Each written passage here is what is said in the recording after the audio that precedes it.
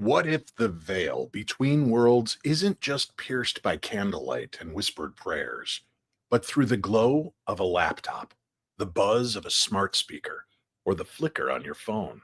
Tonight, we explore a new frontier of spirit communication, one that collides Victorian seance traditions with cutting edge technology. Paranormal investigators Ron Yacovetti and Lourdes Gonzalez join me to reveal how voices of the dead may be traveling across frequencies, circuits, and your screens. Welcome to the Digital Séance Experience. I'm Dave Schrader, and this is my Paranormal 60. I'm not gonna stand here and listen to this baloney. He won't float. He doesn't stand for baloney.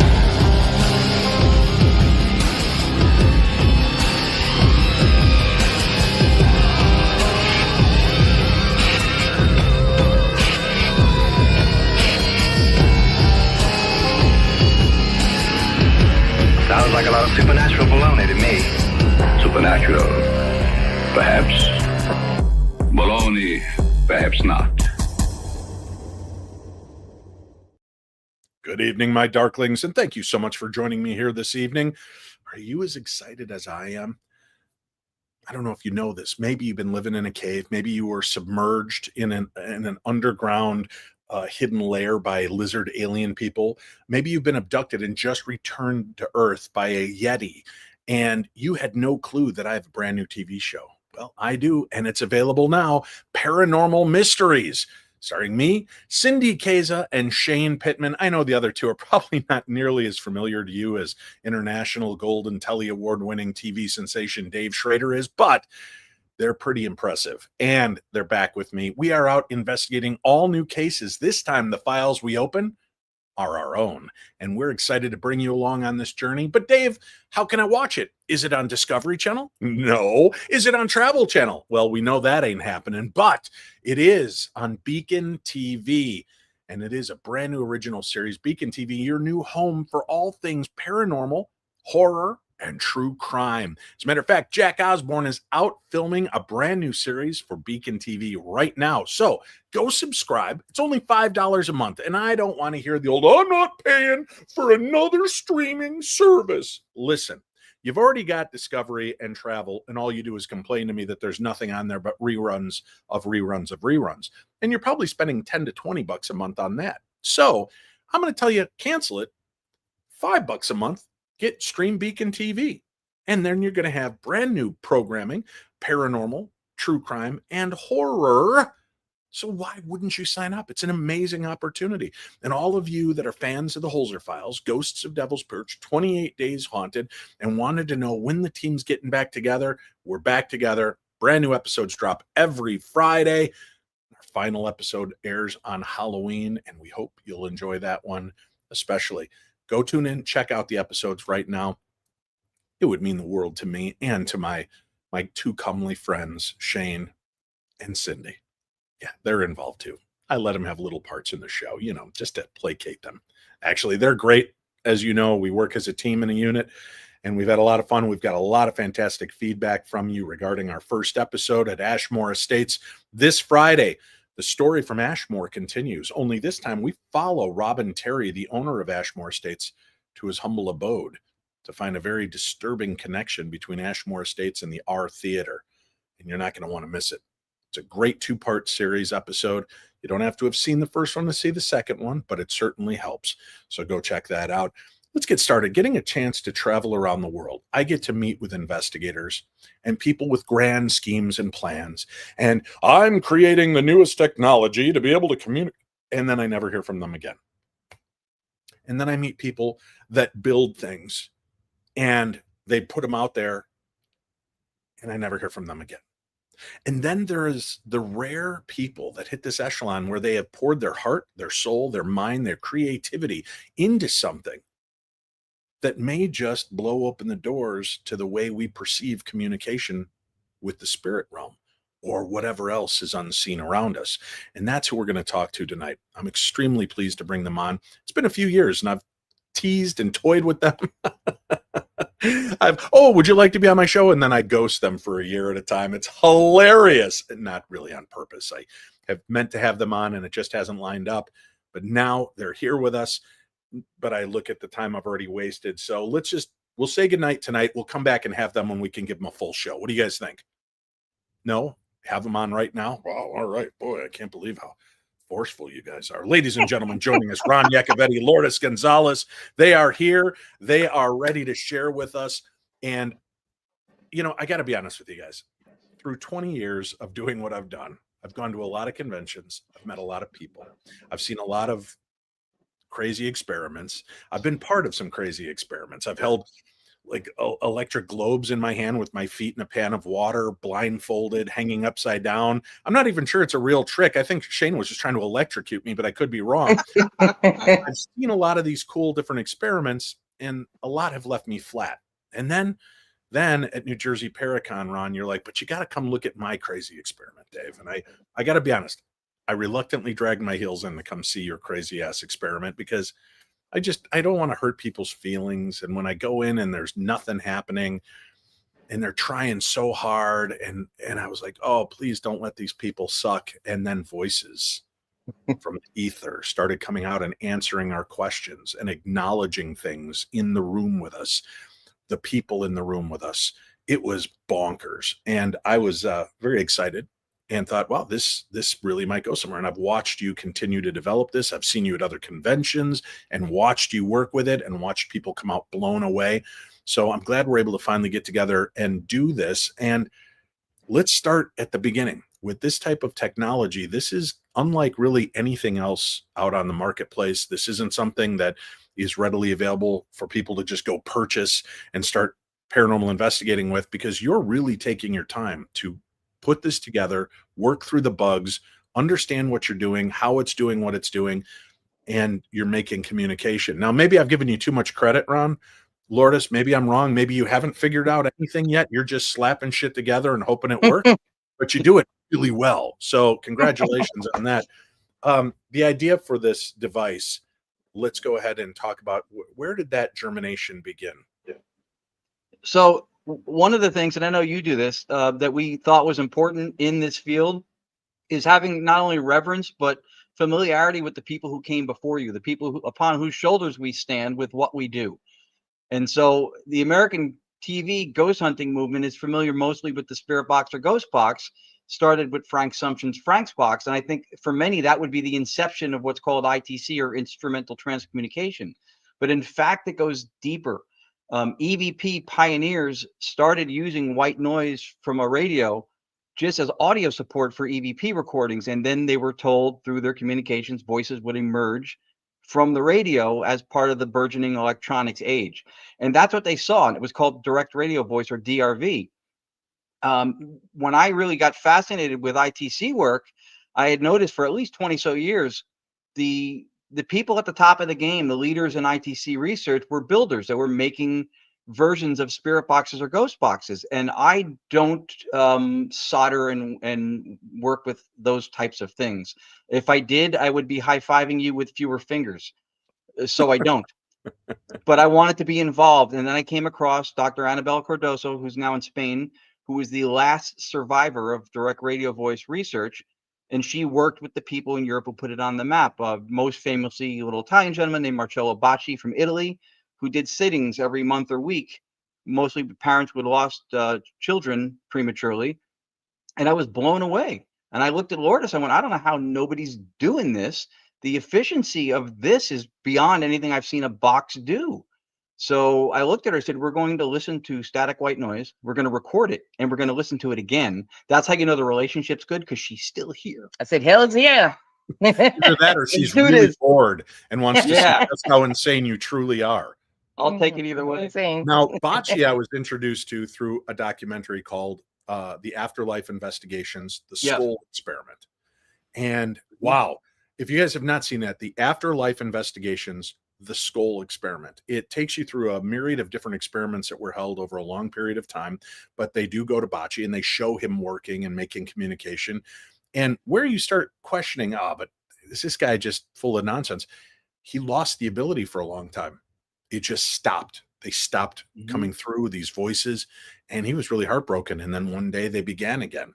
So to me, that tells a more compelling story, because it's not somebody who can always just turn on a machine and get something. It's the hits and misses, like the paranormal field really is, right? We're lucky when we get some things that come through to us. Mhm. And Bocce blew me away with what I was watching with those recordings. And it went back, man, right? EVP collection goes back to the first recordings of bird song when Yeah. the creators were out recording bird songs and they were capturing voices. And it's Jorgensen. continued to develop in ways that are unbelievable. And, you know, you've got people like Frank Sumption, who, again, he didn't invent the tool that he was creating. He admits it. He found it in an old Popular Mechanics magazine. I think I have a copy of that Popular Mechanics magazine in my cabinet. But it's, I want to say it's like the 50s or 60s. And it was basically the idea for a ghost radio.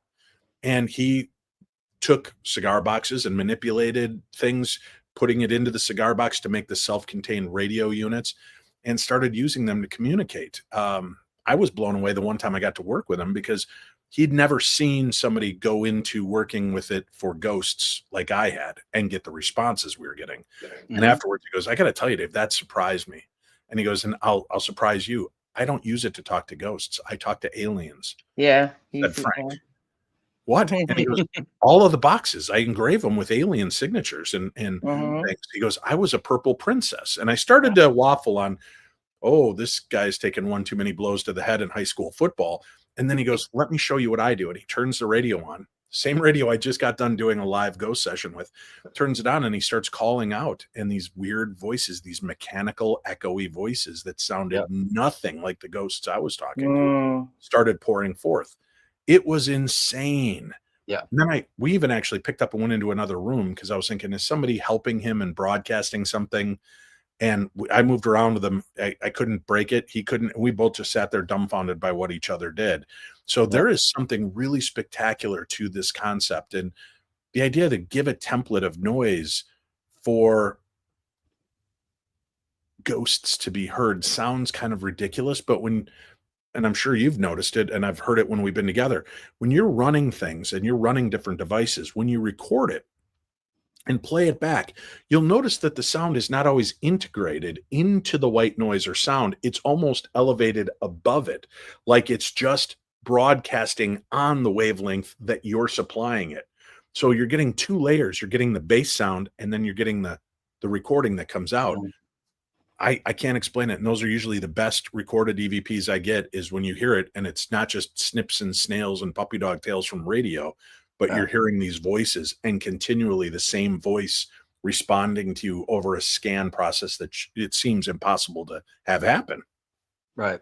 Yeah. To track with the history, the guy who taught Marcello Bacci how to do this was Friedrich Jurgensen. He's the guy with the bird songs who had the voice of his father come through. He's considered the father of direct radio voice.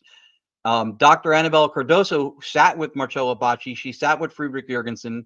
She sat with Konstantin Radove, which before they were called EVPs, they were called Radove voices. So she mentored me into direct radio voice. That's who I learned from. And then one of the things I think happened when they would lose the voices, and I had read about this even from Dr. Cardoso, in our process, what we just kind of explain what we do is we take that white noise, which we're now using from analog generators that get no RF signal.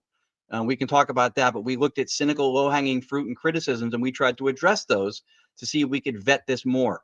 So one of the things that we did was we got analog generators for the white noise, but I forget where I was going with this now. Well, I know what I was going to say as far as the ghost boxes and Frank's. Right. Well, what we believe is there is something to the white noise, Mm-hmm. right? That's how we, noise is where everything comes from, how we speak and everything. So there is something to the white noise, and we believe when you hear those voices in those ghost boxes, we believe they're not using the sweep. It's the white noise within the sweep that they're using, and that's why it either replaces that sweep or you hear it really low. But it's not in it. It's within the sweep, Right. the white noise. And I remember what I was going to say is we ended up being influenced by a gentleman in Florida named Keith Clark, who's got a company called Paranormal with a V, paranormal.com, and he was doing live filtration of sound in real time. So we incorporated that and started using it. Then we got away from it, and then we went back to trying it. And I think that one of the things that might have given the appearances to those founders of losing the voices for a period of time is that if through using the white noise as a canvas kind of intermodulate. Like, if you want to receive frequencies from VLF, you get a transducer, you get something that bumps it up so you can tune into shortwave, but receive a frequency lower than that. It just bumps it up into that range. So we think that the white noise works to intermodulate something that is not a physical signal and that is not within human hearing. And then it makes it detectable to us. So I think what we're doing makes the voices seem more prevalent because they didn't have that part of it in their process.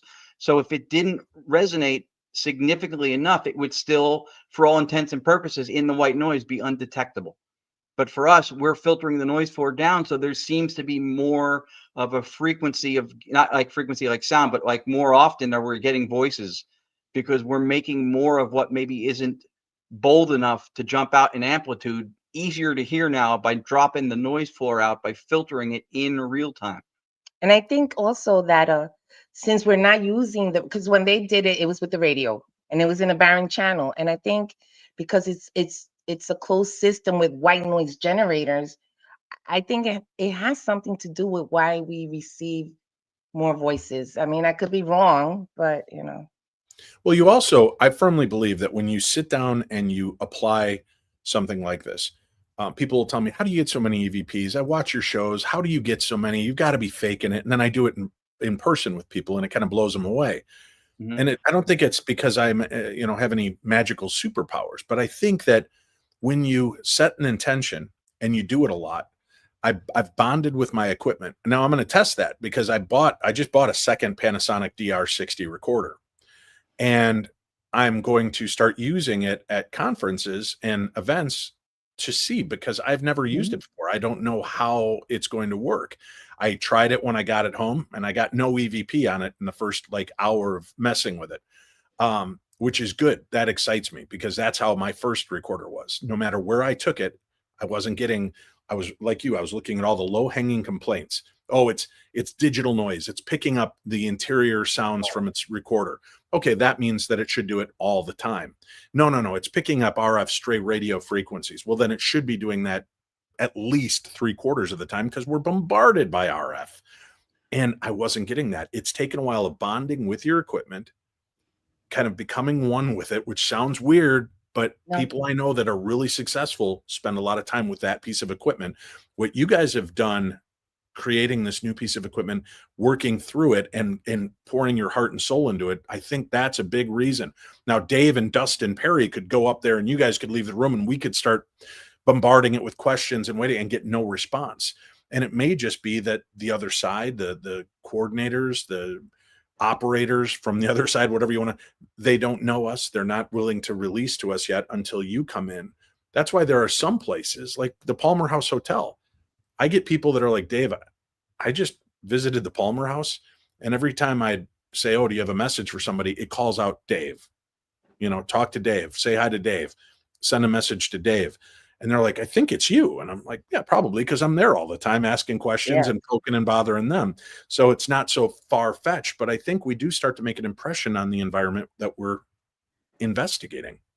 Yeah, I absolutely agree with you. I mean, well, it's known that in the earlier pioneers would say that they would come in their favorite equipment because that's the one that they used all the time. So it's like anything else. The more you do it, the better it gets, and intent is big. You have to go in there with a certain mindset because that also plays a part. You are part of the equation. Yeah. That's it. You're part of it. So you got to have the right mindset. And if you do, the more you use it, the better it gets. Yeah. That's pretty much what it And we is. did try to take the low hanging fruit out. We did Paranormal's Sterling Mine, and we were below the surface of the earth still using a radio for the white noise source. And that was where cell phones and radios and their signals went to die. You couldn't get anything. We were in pretty deep. And then we still had voices coming out of the white noise with no RF signal. So then we realized we don't need that. So we took it out because one of the main critiques of ITC, especially with boxes, is you're getting radio bleed through. These are voices from the radio. So now we're not sweeping and we can't receive a signal. It's, from a physics perspective, a closed circuit system, right? And then the only other thing is, and this is kind of a double standard with discoveries, if you have, like, let's say in particle physics or in astronomy, if you get something that's discernible in what they consider randomness, it's a discovery. But if it doesn't fit into the worldview, the paradigm, which is materialism or physicalism, then it's pareidolia. You heard it wrong. It's what you wanted to hear. It's mistaken. So it's a double standard that's based on the worldview. And one of the things that when we speak now, we include a metaphysics or a metaphysical position, because it doesn't only support the anomalous voices we do, but I think it supports a lot of what we call paranormal evidence or experience, knowing at a foundation level what your metaphysics is. Metaphysics does not mean spiritual woo stuff, like I think seems to be the accepted way to look at it. It literally means that which stands behind the physics, what's behaving. And I think that's important. So we kind of built upon that. I like it. And that's the concept, right? I mean, is we're trying to build upon the things that have already been there. And what can we do to remove the problems and isolate the probabilities or the possibilities and give it a better functionality? Have you guys considered including like an AI in the sense of real-time closed captioning, so that while you're talking and a voice comes through, it can do a readout and tell you what the voice said? So it takes out some of the, I think I heard Lucky Charms. I didn't hear Lucky Charms. I heard Watch Your Arms. I didn't hear Watch Your Arms. I said there's nothing harms. And I don't know, would that work? I've tried recording, and now my phone does this. I've tried to record my EVP on my phone, and then I can do the not translate, but the I can't think of the word right now. Transcription? Transcribe. And it'll go in and it says, "We detect no voices." And I'll play it back, and you can very clearly hear the response. But even the AI or the transcription service is like, there's nothing there. That's so weird to me. Is it because are we impressing something onto it? Yeah. Are we causing something to be there? Yeah, no, I'm gonna dump this one off on you because you're the person to answer this. I think with the part we talked about before, where there's intent involved, Yep. right? I think that if there's intent involved, there's no reason to assume or to not extrapolate the fact that that could be two-way, that could be reciprocal, right? So your hearing is not the same sensitivity as the microphone. So if there is an intention for the message to be for you, that might be what you hear. They did studies where they took people, and I think it was with ghost boxes primarily when they did it, and they were discrediting it because people heard, like 70-something% of people heard something different, and then whatever percentage heard this. But the thing is, and then she always says, is just because you heard a different word doesn't mean it wasn't speech and it wasn't language. It wasn't from some kind of syntax context, right? There's still something to it. Now, on the transcription part and the accuracy of it, beside me here, one whom I will not argue with about what was said most of the time, she's a licensed court reporter for the state of New York. So she hears everything, and she's not in the courtroom anymore. She's listening to recordings. So what is your slogan? And then explain how the... I say what I do for the living, I do for the dead.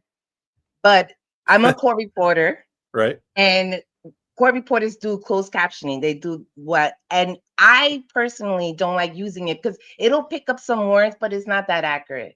It's not accurate. So you'll pick up a word, but it may not be the word that it is. You're better off hearing it with your own ear, because that's why they use human court reporters, because Right.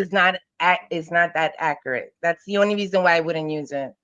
Yeah. So It's good. I mean, insight. you could, because sometimes it does give you the word that it is. I mean, it could be helpful, but just know that it's not that accurate. Yeah, secondary validation. It could be to corroborate something. This thing also got it, so then it maybe increases the odds of it being compelling to somebody else. But yeah, a lot of times it would not be accurate. We've had people do it with handheld devices on phones or Recorders that have AI recorders. transcription, and it oftentimes does not nail it down. No.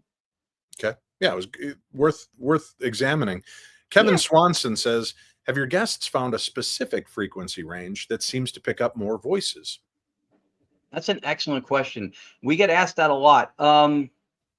We don't have it narrowed down to one. We have done certain things in the live filtration, what's known in sound as, it's called a band pass. Like you can lop off the extreme highs and extreme lows where we don't seem to see anything coming through. but there doesn't seem to be a consistency in the same way you would pick up a radio station. And we use the entire broadband of white noise for that reason, is because we don't have any direct access to where the voices are originating from. It's like a wide receiver running downfield, and he looks over his shoulder for the ball. His job is what our job is to receive as cleanly as possible and keep it going. We don't see the launch. We don't see the toss. So we go with where we seem to find them, but they do seem to be all over They fluctuate. the frequencies and stuff. So we're not 100% sure for one. And if we honed in on one, we may be losing at one time voices that maybe would be coming in resonance wise somewhere else. So that's the main reason why. And it's a common question because radio works that way, right? When you tune a radio, you don't tune it to the music and sound itself. You're tuning to the carrier wave frequency by which it's being brought to you. That's what Right. you're tuning to, the carrier. So in that aspect of it, it seems like a logical step to find what the carrier might be. But we find that as a canvas, the white noise itself seems to be the springboard, because if it's not a mechanical sound out of its origin, like we have mechanical sound waves because our voice box, our larynx creates that, and it propagates or goes only so far, and then it'll just dissolve out. We're not talking about something making a mechanical sound in the environment. So it's not a physical signal. We originally thought that it was resonance or stochastic resonance when a matching frequency enters white noise, matches one of them, and then they resonate and get louder. They get amplitude. But then we realized, and we just re-examined our own theory and blew it apart, that that's probably not the case, because that initial signal of the voices would have to be a physical signal within matching something in the white noise. And if it was, we wouldn't need to be doing what we're doing. It would already be detectable. So we think it's taking something non-physical and it's working as a canvas, like what I mentioned before, a VLF, very low frequencies under 150 hertz, I think, on the bottom end below long wave. And you can get a device that's called a transducer, and it'll take 50 hertz in VLF, and it'll bump it up so that the radio will play it for your ear, modulates it to your ear to hear it at like 1450 shortwave. We think that the white noise is taking a non-physical signal and it is making it detectable through an intermodulation, literally working like a springboard or a canvas for it. That's what we think is happening. I like it. Lots of thoughts involved. Steve Jones goes, well, because science, double, triple studied, peer-reviewed science.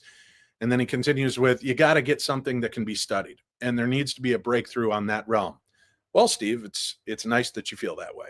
Unfortunately, a lot of science doesn't want to take the time to investigate this because it's boring to them. And who are the peers then in this field? So right. I'm not sure if you're familiar with this, Steve, and I'm not trying to talk down to you. I'm just giving you insights. This field is filled with a bunch of vipers, a lot of nasty ass people who are simply out to poop on everybody else's stuff. And I'm not saying you, not by bringing this up, not at all. But what I'm saying is, in order for it to be peer reviewed, that means you'd have to have other people that are like-minded, that are working in this field, reviewing the work that you're doing and taking it and trying to dissolve it or understand it, dissemble it, put it back together. The problem is not finding those people, because the people that are out there just want to find it and dismiss it. I'll tell you this, Bill Chappell is an electrical engineer. He is so high up in the food chain that he has worked for just about every major organization and military to help with things because of how good he is at what he does. And yet morons out there who've watched a bunch of Mr. Wizard videos think that they're smarter than Bill Chappell and want to take apart his equipment and then decry it and say, well, it can't do that because of this, because of that, because of the other. There are two very famous paranormal investigators out in the field who strung Bill along for a long time. They're not Ghost Adventures, so don't jump on that. Ghost Adventures was very kind to Bill over the years. The other two wasted a lot of his time, made a lot of big claims, and have absolutely no background in the field of electrical engineering, yet they will tell you how it doesn't work and how it's impossible. Well, that's like me telling an active cop what the law is when I haven't studied it, but I watched every Starsky and Hutch. Right? It doesn't make you a genius on the subject.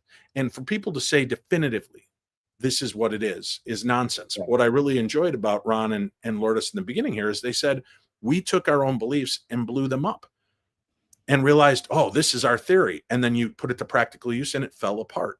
We would love more peer reviewed, but there aren't people in our field that are necessarily qualified to do that. And then people in the acoustics field don't want to be associated with ghost stuff.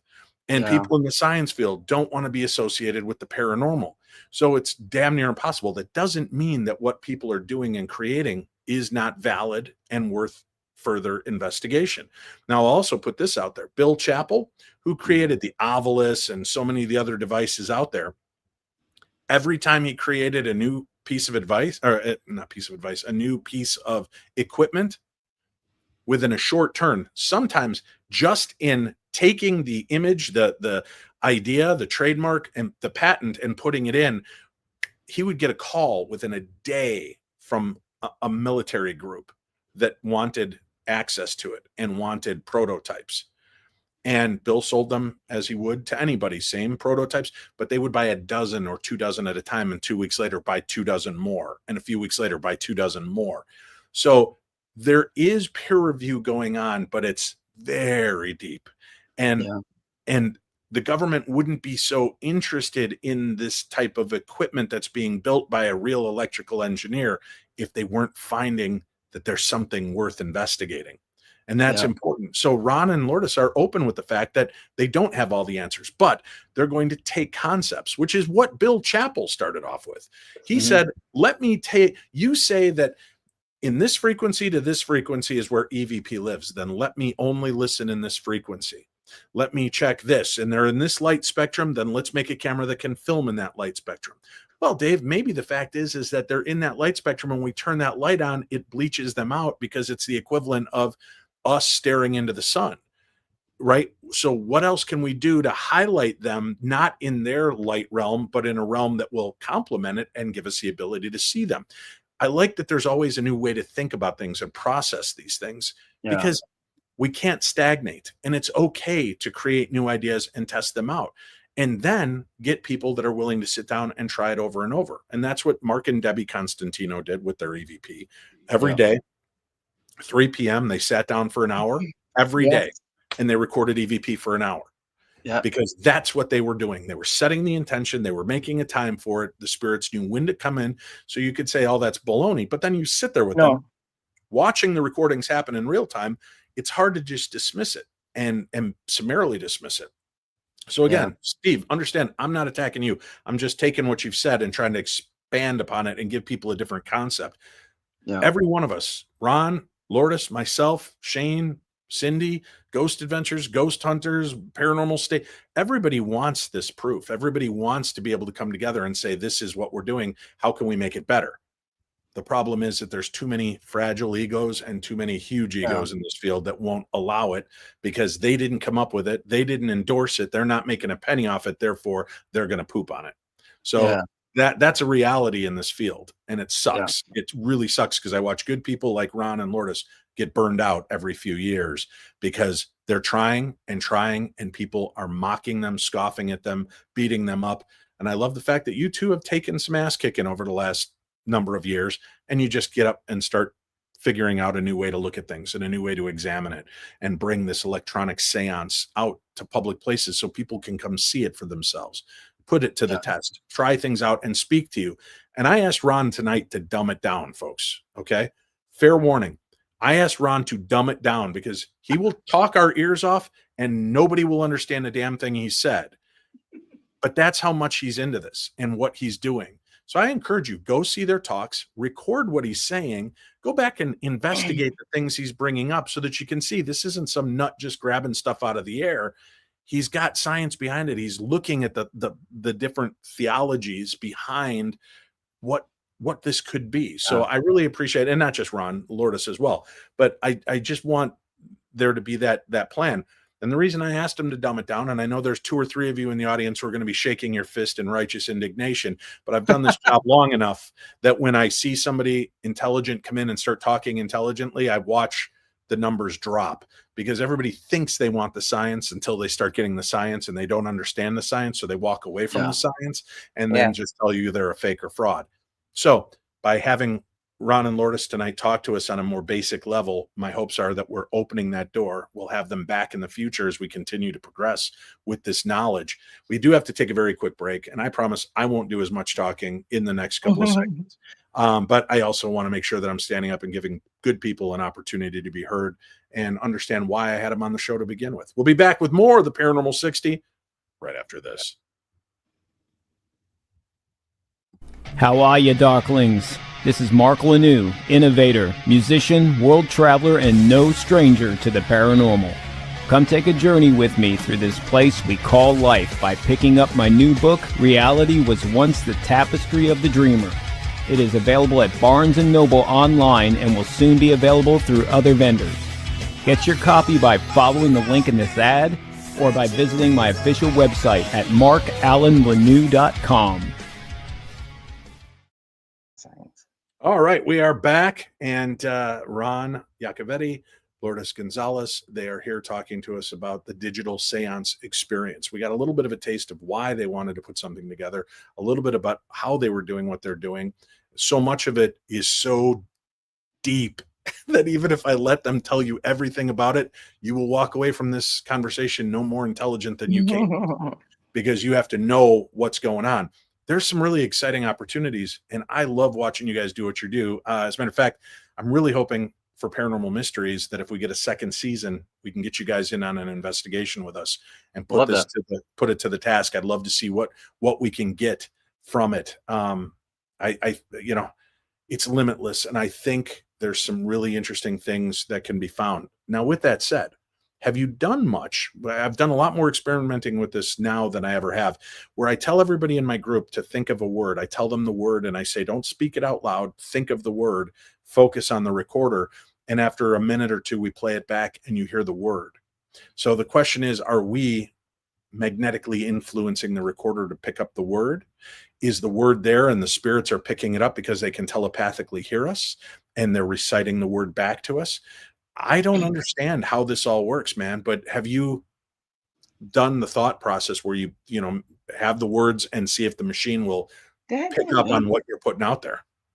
I do the other stuff. You can say this. All right. Well, I mean, if we could influence the machine, the electronics, we would be violating FCC regulations every day, right? You'd be driving to work thinking about how much you despise your boss, and it would come through the radio during your favorite song. So I haven't heard of those experiences. So I don't think that's what's happening. We think, and I will try to make this very bare bones. We think that reality is fundamentally consciousness, that the basis for reality is consciousness, and we are all part of one universal consciousness. And then because of that, we are connected to it. But why we identify separately is what's called dissociation, right? We have seen a mind do this with multiple personality or dissociative identity, one mind fragments, individual centers of identity.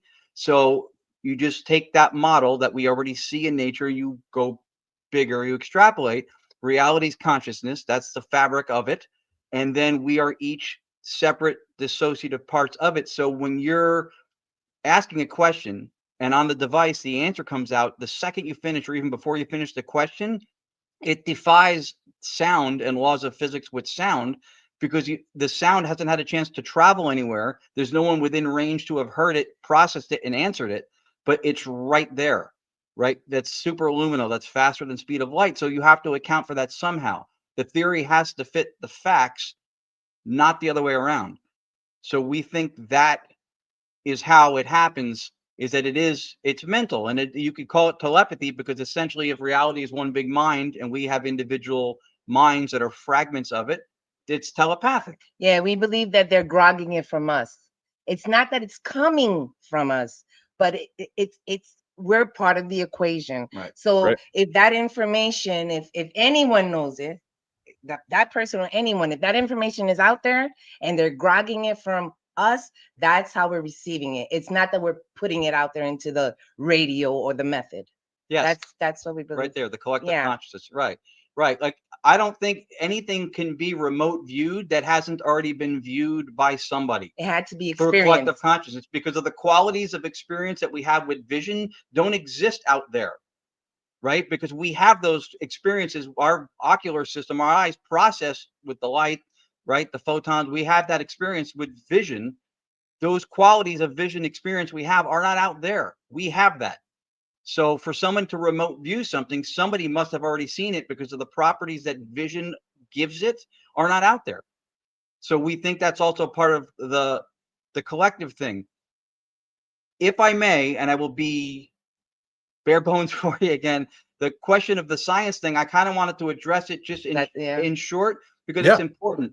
When we say the whole thing with science and everything else, two things. One, science doesn't prove, math proves. Science, through experimentation, asks questions of reality or nature, and then outcomes happen. And then we either tell what nature or reality will do, won't do, can't do. It doesn't tell us what nature or reality is. Only behavior. That's metaphysics. So when somebody's talking about the science and the proving part of this, they're also talking to what's called physical realism. They're talking about physical proof. There's a term in philosophy called material chauvinism. They want some kind of physical, material proof of what happened. And we do get that. We have recordings, right? But what we do is completely analogous or completely identical to an observable science, an observational science, right? If you want to study the behaviors of meerkats in the wild, if you take them out of the wild and put them in a room in a laboratory, you're not going to study what it is they do in their interactions. You That can't take an untouched tribal culture from some remote part of the world and put them on a couch in a Holiday Inn and then observe the behaviors of their culture and study anthropology. You have to study it in the field. So if you're going to throw out paranormal stuff on the grounds of science, then you have to, per force, you have to throw out astronomy, anthropology, sociology, right? And other ones that are field research. It's either all or nothing. That's right. Because the mistake that we keep making is when we try to explain these experiences, we keep putting it in the science of physics, and that's not where it belongs. And that's why the explanations don't make sense. Right. It is an observational science. That's exactly Right. what And face it, many scientists aren't going to go with you to a haunted location to put the protocols into effect. Now, I have been to a few conferences where I've had some scientists approach me, people from many different walks of life that have real degrees in science and are real physicians, physics, rocket scientists, people that have come to me and said, I have a real problem with some of these things, but what I've seen here this weekend, I can't explain. This is really something that I need to think a little bit more deeply about. I came in with my wife or my husband thinking this was nonsense, but this is what they wanted to do. And I'm standing back going, how are they Yeah. getting those voices? How did it know that? Why That's is right. it speaking out loud? What That's is right. taking place here? So sometimes you can't get science into it till science confronts it, right? Yes. Hey, Bigfoot doesn't exist. If it did, we'd have found a body. Less than 200 years ago, we found the gorilla. Gorillas don't exist. We never find a body. Well, but Right. people are seeing it. Yeah, but these are backwards country idiots in the middle of Yes. Africa. They don't know what they're looking at. Oh, Mhm. really? Yeah. Because we found gorillas. So there are many different things, even in Yeah. science today. That's why it's called a practice, right? And that's why it doesn't prove. Newton was mocked for 50 years by the French until they finally said, oh, now gravity's a thing. And then that got supplanted by Einstein's the warping of space-time There's a lot of biases. for the same thing. I think the field suffered from wanting credibility and validity so bad that we're worshiping the neo-priesthood of science, and we're trying to make everything go under physical sciences like physics. And by doing that, we make unexamined assumptions. We assume things. One of the things that gives any method of gaining knowledge its strengths or its limitations, its restraints, by what it can't reach, what it can't speak to. Because if you commerce or operate outside of the boundaries of science, you're not doing science. That's what gives it its strength. So we can't try to put everything under that. You can't quantify or measure in a physical sense everything. It's not possible, and things we know exist. How much does my love weigh? What's the length of my thoughts? Nobody questions love or thoughts, but you can't quantify them. So that by that standard, we go, well, those things don't exist. That's not true. physicality is a result of observation and measurement. So it doesn't mean it doesn't exist. I want to answer this question. Yeah. So, Slacktastical says, but consider this: a thought is a thing, and the mind doesn't know if a dream is fact or fiction. So does it have to have been a real experience? Maybe not.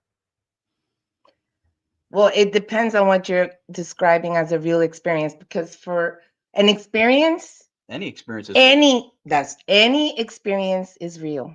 Any experience that you experience Right. is real. Even someone who hallucinates and nobody else sees it, that experience was real to them. yeah. And so the dream, whether it be fiction or fake, once you wake up, even though you know it's dreaming, you know you experienced the dream. The dream is real, even though it may, you see. Yeah. So anything Sometimes- you experience is real. Sometimes I firmly believe that this realm that we're in right now, having this discussion, is the dream. And when we go to sleep, we're reconnecting with the physical. Because there are so many remarkable things that happen in our dreams that I think that that's where reality lies. And sometimes the bleed over is coming over.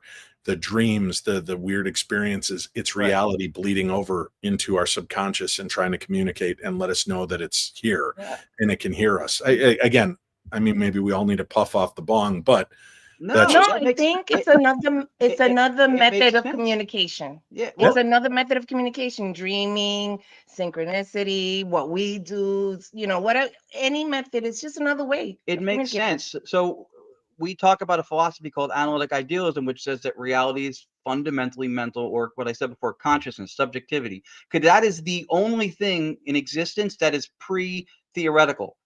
We know that for sure, right? We're conscious and we experience.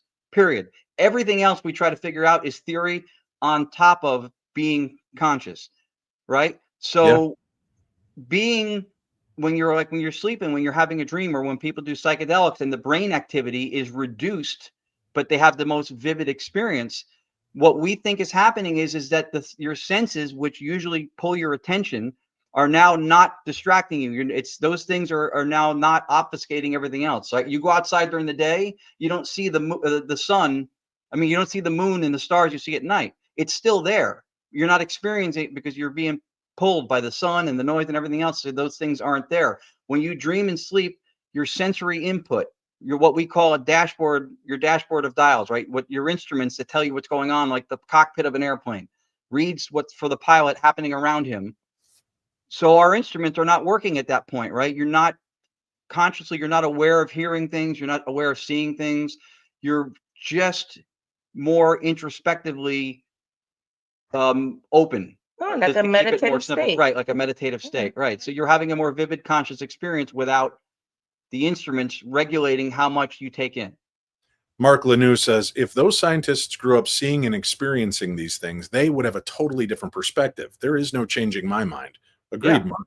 Some of them have been late. I mean, Yeah. some of them have been switching their minds because they've had experiences and they're like, wait a minute, something else is going on. Yep, it's happening. Yeah, Right. That's true. I think what would be an interesting study, Ron and Lourdes, is for you to run the device while you sleep and write down any dreams you remember, any specifics, and then go back and play the recording.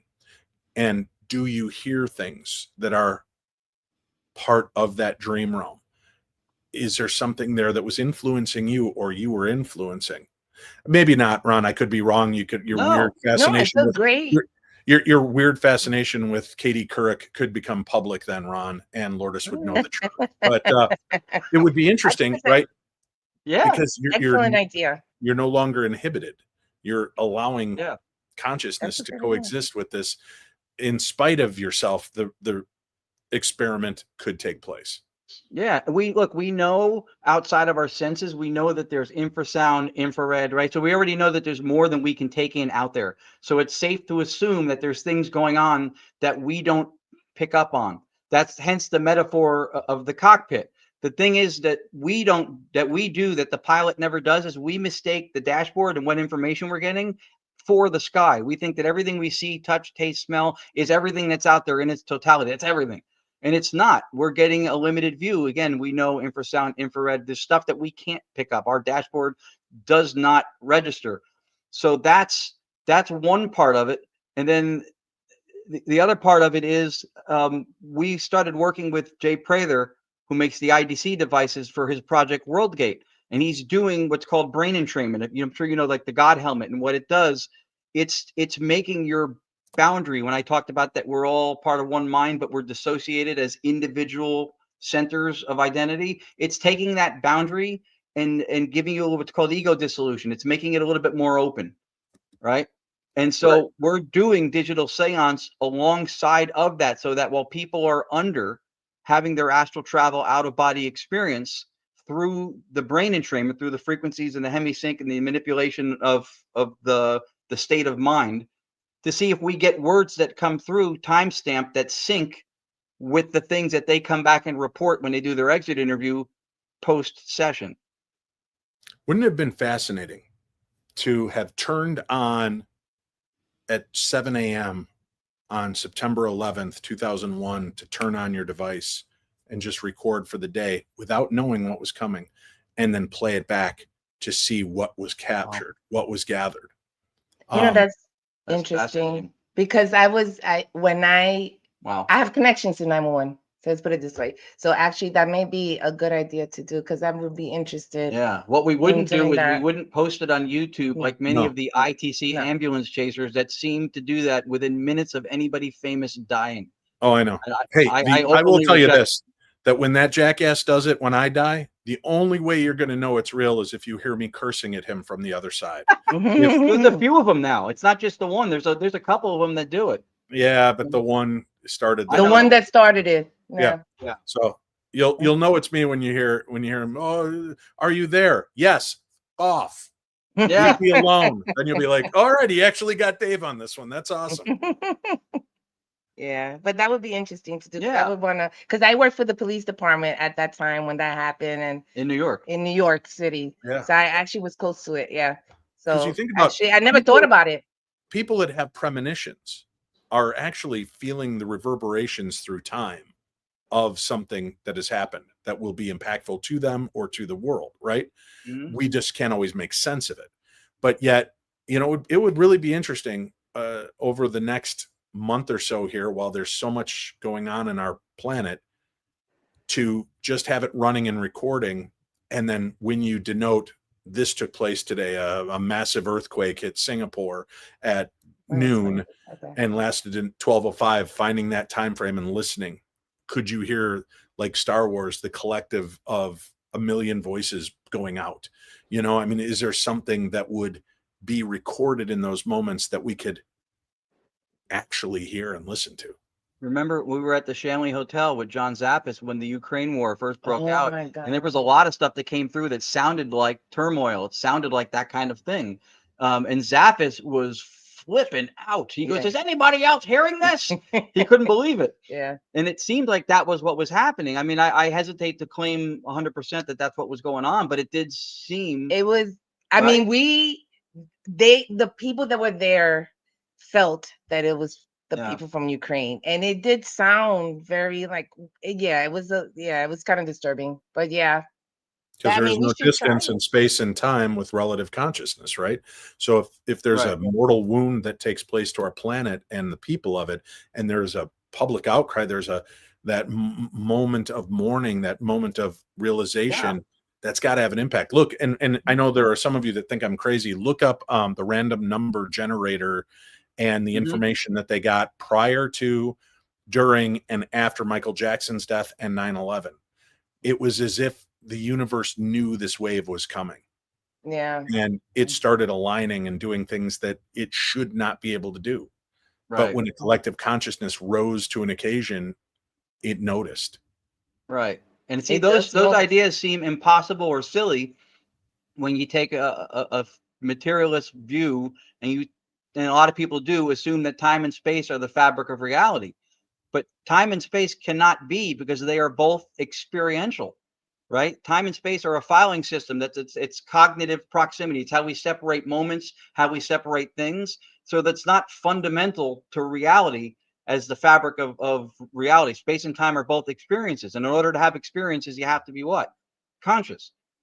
So you can't have what's called a dichotomy. You can't have that everything in reality is explained by mental stuff and then mind's matter stuff, and have time being something that's fundamental. It's something we experience. I mean, that was the first day of the war, the very first day of it. Like, it literally just started, and we were at the Shanley. So I believe all that energy, all that, suffering. Yeah, that's a lot of power there. It made an imprint. Unfortunately, it's sad, but it's a lot of power. So for Slacktastical's question, that has happened. Well, hold on. We have to read the question so that other people that are only listening know what's going on. Slacktastical says, once we can communicate telepathically with another human being while alive, this is when the breakthrough will occur. Then the vehicle for communication with the spirits will blow wide open. And you're right. It has happened. There is so much research that's been done on twins that can telepathically communicate. Yep.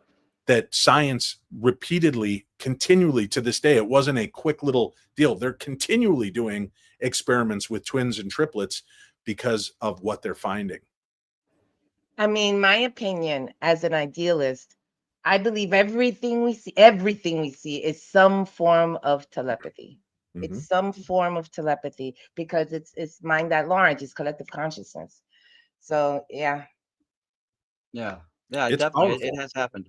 Let me ask you this. I know we don't have a whole lot of time left together. Fascinating conversation. Thank you for being a part of the show and thinking outside the box with me. Do you, Ron, I'll start with you. Just a quick, basic answer. Do you believe that what you're communicating with are spirits of dead people? All right. The short answer, I think yes, and perhaps those who had never been incarnate. I think that when you have survival theory, what continues after what we call physical death is consciousness, is your consciousness. I don't think you take your consciousness with you because you are your consciousness. That would be like your carry-on bag checking itself in as a carry-on bag, right? So I think consciousness is what in fact continues. I don't think, and we can save this for another time, I don't think we're communicating through ITC with extraterrestrials because it assumes a whole lot of stuff with archetypal thought patterns, empirical references and stuff with language to say that it's to translate another being or creature from another galaxy the same way you couldn't translate dolphin into English, but you can translate German into English because there are archetypes, there are foundational things in language that are the same in how we think, so you can translate. So I don't think ITC hears a voice in a language we understand. There's no translator. I do think that a physical medium can do that the same way the hot zone of your brain will represent to the front where language and stuff is in symbols and in metaphors to try to communicate a message. I think extraterrestrials could perhaps influence the brain activity of a medium to get them to communicate that to themselves to interpret the message, but I don't think electronics can. We have a link for Ron and Lourdes on tonight's show so that you can follow up on the work that they're doing, see what's going on, and you can go hear real examples of this work as it plays out. Lourdes, are we really talking to the other side? I believe we are talking to the other side. I believe that we are talking to loved ones, but I don't think they're individuals. I think if you think about religion and you think about the Holy Ghost and as a whole, I think we're talking to our loved ones that passed, but they are now whole, part of everything. You're not necessarily talking to one individual, even though that they can't answer us as an individual because they're grokking that information from us. But I think they all exist as a whole and not necessarily individual. That's what it's an assimilation, but when you address to one entity, it can answer because that entity lives within the assimilation. Right. Perfect. Yep. Absolutely. Yeah. When you dream, that's right. You hear voices of animals, people, music, all right, see things, places, and you dissociate in the dream the same way we're saying it happens in reality. You identify as you're the dream avatar. When you wake up, you don't mourn the loss of your dream avatar. You go, oh, that was all me. One mind did all of that. So that's exactly the way you phrased it was perfect. That's what we think is happening. Very cool. Very disturbing in a sense too, right? Because it doesn't bring us any closer to truly understanding.